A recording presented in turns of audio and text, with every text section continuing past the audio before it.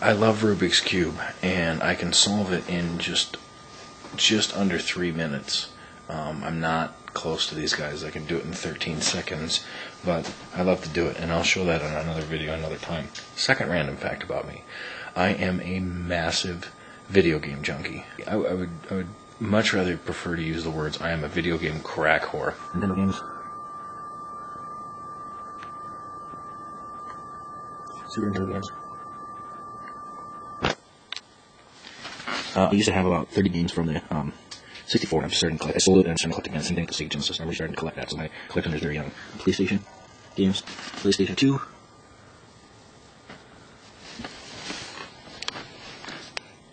Oh yeah, I've got Xbox games.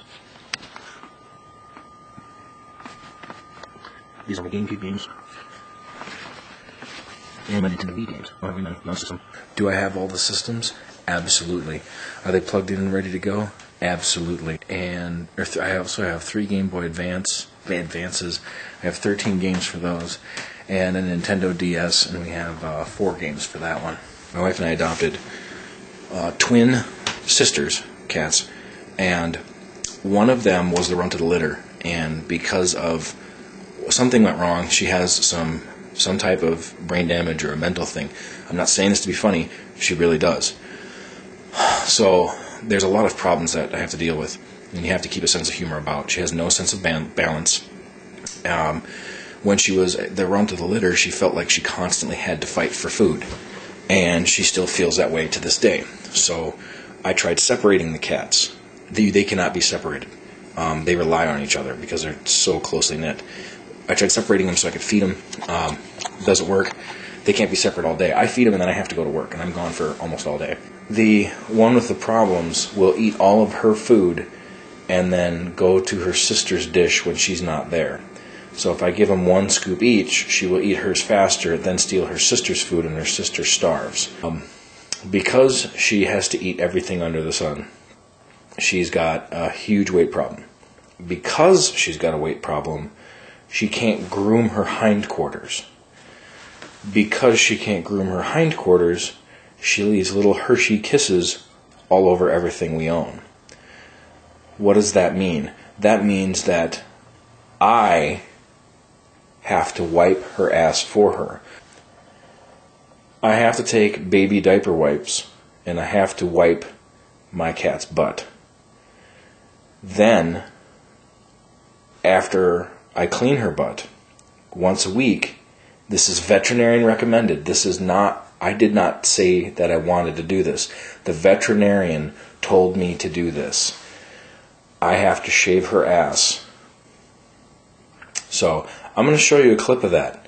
You're going to see her crying and screaming like I'm murdering her. I'm not even touching her. I'm not touching her. So, don't call PETA and freak out on me because it looks like she's dying and she's scared of the razor. She hates getting her ass shaved.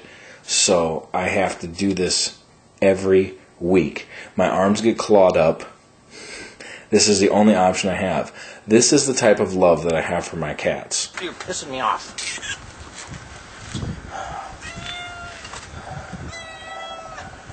She's got a weight problem. And she doesn't groom her ass. Stop it. I'm doing this because I love you. Because I'm tired of you dragging your shit all over my floor. And the veterinarian told me to do this. So we're doing it this...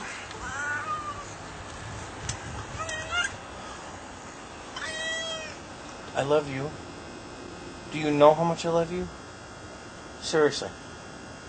I don't even think you comprehend the fact that I have to shave your shit-coated ass because you have health issues. It doesn't hurt her. She's never been hurt. She's hurt me. She just doesn't like the fact that her bare ass is being shaved. God damn it. You see that? That's a good one. That's 100% real. Don't believe me? Watch this. Alright, I'll wipe it off. That's 100% real. That... Don't tell me I don't love my cats when I put up with this type of shit. I love my cats.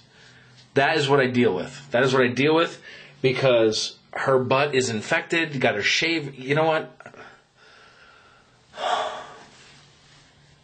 I love my cats.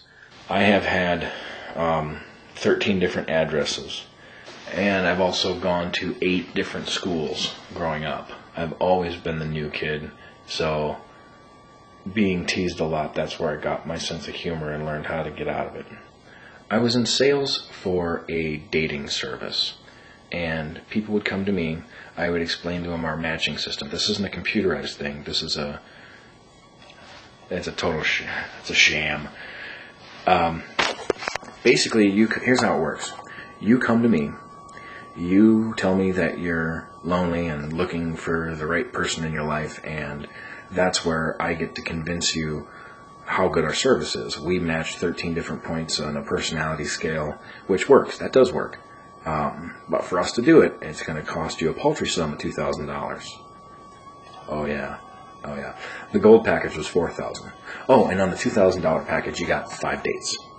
On the $4,000 one, though, you got 10. So, and if those 10 didn't work out, then you got 10 more. I made an 1.5 hour long documentary of my stay in Iraq, and I called it Rolling Thunder. That's the name of the video that I called it. I had to include 55 people in it, have them each say a part, and keep it interesting. So I had to make people who are not comfortable in front of a camera more interesting than they really were. Also telling about what we did as a whole while we were over there. The military channel was interested in that and made a show called My War Diary. They wanted me and my friend, one of my best friends, who I work with, and his boss, who was my first sergeant. They wanted us to be interviewed. So they came into my living room, they interviewed me and my friends, and once they started interviewing me, they realized that they probably wanted to turn this into a story about the war. So I did the entire thing off of digital still cameras, not Sony Handycams or anything like that, picture cameras. And I just set it to the video setting, and I can only record about a minute and a half at a time. It took me about 400 hours to put together.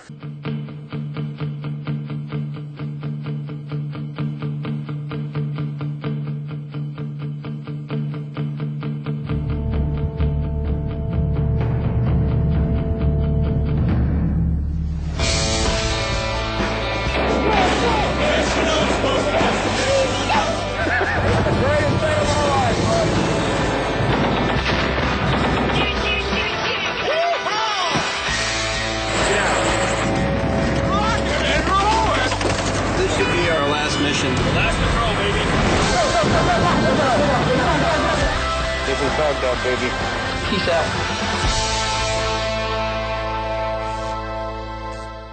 An ID. You got something in the left lane, not sure what it is, but it looks like a rock. Cruising through downtown Baghdad or Mosul or a bigger city, the roads get smaller depending on where you're going. And you may have to turn down a tight alley that's got cars parked on both sides and drive through the middle of a market with hundreds of people around. There's a lot more buildings, there's a lot more places to hide, a lot more difficult places to spot enemy activity. Watch that building to your right, Wolfie. The windows they're like half blocked, the perfect sniper nest. Ramadi is the worst place on Earth.